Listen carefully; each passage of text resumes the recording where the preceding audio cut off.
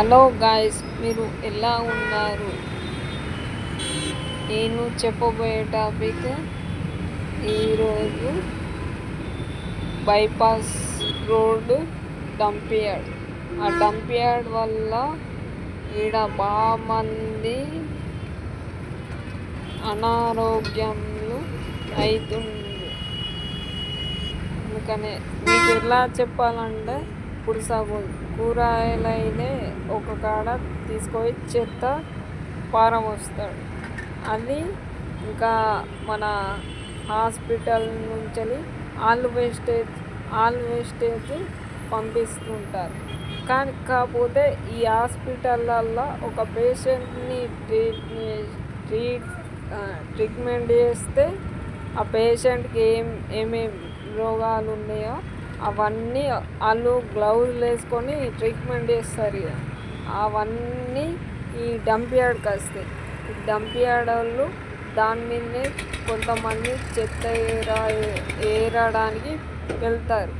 వాళ్ళకు కూడా రోగాలు వస్తాయి. వాళ్ళు ఇంకొంతమందికి రోగాలు అంటిస్తారు.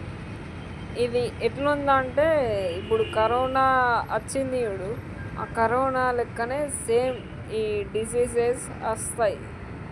కాకపోతే వీళ్ళు కొంతమంది ఏం చేస్తారంటే, ఆడ ఉండేవాళ్ళు చెత్తని తక్కువ చేద్దామని అనుకుంటారు. కానీ వీళ్ళు అది 1 రూపీతోటి చెత్తని మొత్తం కాలబెడతారు.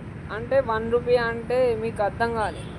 1 రూపీతోటి మ్యాచ్ బాక్స్ కొనుక్కొని ఆ చెత్తని కాలబెడతారు. ఆ కాలబెట్టుడుతోటే ఇంకా ఆ పొగ అన్నది ఈడ చుట్టుపక్కల ఊర్లన్నిటికీ పాకి వాళ్ళకు కూడా డిసీజెస్ వచ్చే కారణం ఉంది. ఇంకా మరి ఈ సపోజ్ మీకు ఎట్లా చెప్పాలంటే, ఇప్పుడు ఇటు డంప్ యార్డ్ దగ్గర అలువులూరు ఉంది, బైపాస్ ఉంది. డంప్ యార్డ్లో బైపాస్లో డంప్ యార్డ్ ఉంది. అలువునూరు దగ్గరనే ఉంది. కట్రాంపూర్ దగ్గరనే ఉంది. ఇటు ఇంకా అల్కాపూర్ దగ్గరనే ఉంది. కోత్రాంపూర్ దగ్గరనే ఉంది. ఇది ఆ చెత్తని కనుక